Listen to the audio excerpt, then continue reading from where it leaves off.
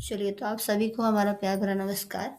और आज स्टार्ट करते हैं शब्द शब्दों का वर्गीकरण। वर्गीकरण के आधार पर शब्दों के भेद पढ़ेंगे आज हम। व्युत्पत्ति के आधार पर शब्द कितने प्रकार के होते हैं? तो पहला है तत्सम, दूसरा है तद्भव, देशज और विदेशज। तत्सम शब्द किसे कहते हैं? अग्नि, सूर्य, मित्र, क्षेत्र, रात्रि, दुग्ध, आम्र, सूर्य। आप देख सकते हैं ये सारे वर्ड जो संस्कृत से जस के तस मतलब जैसे हैं वैसे ही लिखे जाते हैं, बिना किसी चेंजेस के, बिना किसी बदलाव के। उन शब्द को हम तत्सम शब्द कहते हैं। जैसे अग्नि, इसको आप हिंदी में भी अगर लिखते हैं तो ऐसे ही लिखेंगे संस्कृत से, इसमें कोई चेंज नहीं करेंगे तो भी चलता है। जैसे सूर्य हो गया, मित्र हो गया, क्षेत्र हो गया आपका, रात्रि, दुग्ध, आम्र, सूर्य। और ये सब संस्कृत में भी ये सारे शब्द ऐसे ही लिखे जाते हैं। तद्भव, तद्भव जो इसका मेन हिंदी मीनिंग वाले वर्ड होते हैं, जैसे अग्नि का आग, सूर्य का मतलब सूरज, मित्र का दोस्त, क्षेत्र का खेत, रात्रि का रात, दुग्ध का मतलब दूध, आम्र का आम। तो ये सारे वर्ड जो हो गए ये हमारे तद्भव होते हैं। ठीक है, जो इसका हिंदी वर्जन, हिंदी मीनिंग वाले वर्ड होते हैं। तीसरा नंबर है देशज। तो देशज जो हमारी देसी भाषा हो जाती है, जैसे नॉर्मली बोली जाती है। डिबिया, पगड़ी हो गई। हम कहते हैं किसी को धड़ाम से गिर गया, धड़ाम हो गया। खिड़की हो गया, ठन ठन हो गया, ठन ठन, बन ठन, खिड़की।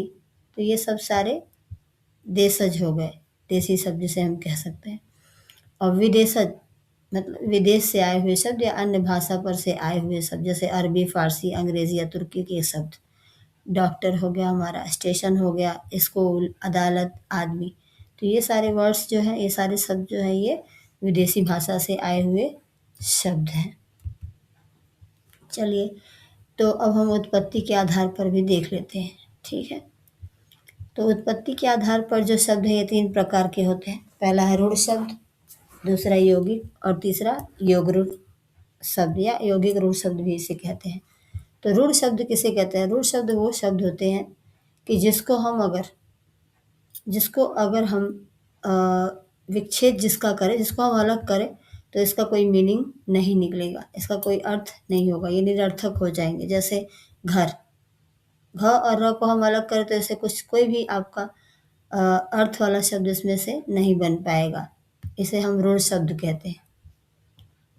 यौगिक क्या होते हैं? जो योग से बने होते हैं। जैसे यहाँ पे हम देख सकते हैं अनपढ़, यहाँ पे आपको 2 वर्ड दिखा है। अन मतलब क्या होता है? बिना, पढ़ मतलब पढ़ा लिखा।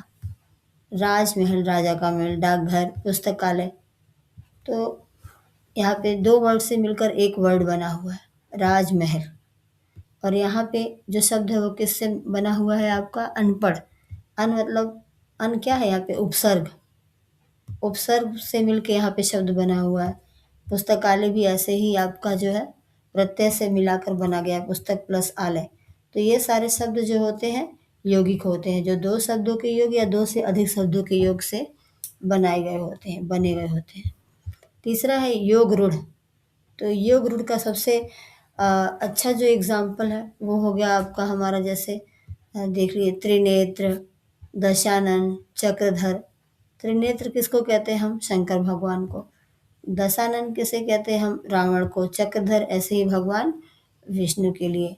तो ऐसा कह सकते हैं हम, जैसे आप समास में बहुव्रीहि समास पढ़ते हैं, ठीक है, कि कोई अन्य पद प्रधान होता है। तो वैसे ही यहाँ पे त्रिनेत्र जो है वो कौन है? वो भगवान शंकर के लिए। तो इसमें जो वर्ड का मीनिंग है वो किसी दूसरे पर्सन के लिए हो जाता है, किसी खास व्यक्ति के लिए हो जाता है। ठीक है, दो तो यहाँ पे जो 2 शब्द मिल के हैं वो क्या हो जाते हैं? योग रूढ़। मिल के यहाँ पे योग रूढ़ हो जाते हैं। जैसे त्रिनेत्र, ठीक है, तो त्रिनेत्र हो गया हमारा भगवान शंकर हो गए, दशानन, रावण, चक्रधर, विष्णु। तो इस प्रकार हम एक बार पिछली स्लाइड से रिवाइज कर लेते हैं।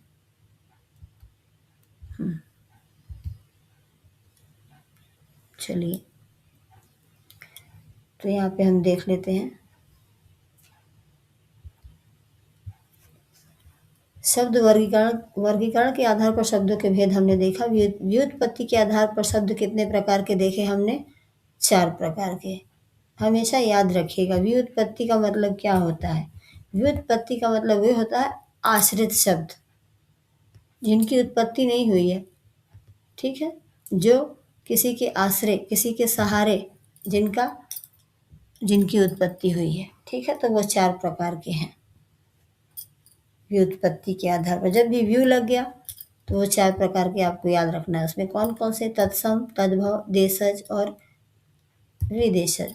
अब है उत्पत्ति के आधार पर जो शब्द हैं, ये 3 प्रकार के हो गए हमारे। रूढ़ शब्द, यौगिक, योग रूढ़ या यौगिक रूढ़। चलिए अब प्रयोग के आधार पर शब्द देख लेते हैं। प्रयोग के आधार पर जब हम शब्दों का प्रयोग करते हैं तो वो 2 प्रकार के होते हैं, एक विकारी शब्द और एक अविकारी शब्द, जिनका रूप बदल जाता है। फॉर एग्जाम्पल, उदाहरण के लिए देख सकते हैं हम, वो हम उसका लिख सकते हैं। हम कह सकते हैं वह या उसका। किताब को किताबें लिख सकते हैं। तो ये वह से उसका का जो फॉर्मेशन है, जो चेंज है, जो बदलाव है, किताब का किताबें का जो बदलाव हो रहा है, तो ये सब जो चेंज हो रहा है इसे ही हम विकारी शब्द कहते हैं। विकार का मतलब ही क्या होता है? चेंज हो सके, जिसमें कोई भी बदलाव हो सके, जिनका रूप बदला जा सके, उसका को हम उसकी भी लिख सकते हैं, ठीक है। चलिए अब अविकारी शब्द क्या होते हैं? जिनका रूप नहीं बदलता, जिसमें कोई चेंजेस, कोई बदलाव नहीं आता। जैसे हमने कहा धीरे धीरे, जल्दी, यहाँ वहाँ, यथा तथा। तो जो धीरे है, धीरे में हम कोई बदलाव नहीं ला सकते, कोई भी चेंज नहीं कर सकते। धीरे को धीरे धीरे नहीं लिख सकते हम, या धीरा धीरा, धीरे धीरे नहीं लिख सकते, ठीक है। तो ये हो गए हमारे अविकारी शब्द। चलिए नेक्स्ट, अर्थ के आधार पर शब्द। तो अर्थ के आधार पर जो शब्द हैं वो होते हैं 2 टाइप के, एक सार्थक और एक निरर्थक। सार्थक मतलब जिसमें अर्थ निश्चित हो, जैसे घर, पानी, चाय, रोटी। ये शब्द सुन के ही आपको इसका अर्थ जो है पता चल जाता है कि इसका कुछ ना कुछ अर्थ है, वो पता चल जाता है, हमें समझ में आता है। और निरर्थक वैसे होते हैं शब्द जिनका कोई अर्थ निश्चित ना हो। वाणी, वाय, वोटी, फोटी। नहीं कहते हैं रोटी वोटी खा लो, छोटी फोटी किधर है, तो चाय वाय पी लो, पानी वानी। तो इसमें जो ये सब वर्ड नीचे आप देख रहे हैं, ये सारे वर्ड क्या है? निरर्थक है, इनका कोई अपना अर्थ नहीं है। तो चलिए, आई होप आपको क्लियर हो गया होगा। अब अर्थ के आधार पर हमें 2 ही याद रखना है कि दो टाइप के होते हैं शब्द, सार्थक और निरर्थक। और फिर प्रयोग के आधार पे भी 2 टाइप के होते हैं, विकारी और अविकारी। हम इसको याद कैसे रखें? प्रयोग के आधार पर। तो याद रखने का ट्रिक है आपका, प्र में भी र आ रहा है और विकारी और अविकारी में भी र आ रहा है, तो याद रखना है। या फिर ऐसे हाँ, कि इसमें भी र आता है, ऐसे भी कनेक्ट कर सकते हैं आप, आधार में र है, पर में र है, प्रयोग के आधार पर। तो विकारी में भी र है, अविकारी में भी र है। तो यहाँ पे आप कनेक्ट कर सकते हैं कि ये 2 प्रकार के शब्द इसमें आते हैं प्रयोग के आधार पर, विकारी और अविकारी। ऐसे ही उत्पत्ति, ठीक है। उत्पत्ति में हम इसको कैसे कनेक्ट कर सकते हैं? तो उत्पत्ति में हम देख सकते हैं कि ती से 3 भी होता है यहाँ पे, ठीक है। तो 1, 2, 3 आते हैं इसमें, रूढ़, यौगिक, योग रूढ़। ऐसे याद रखना है उत्पत्ति के आधार पर।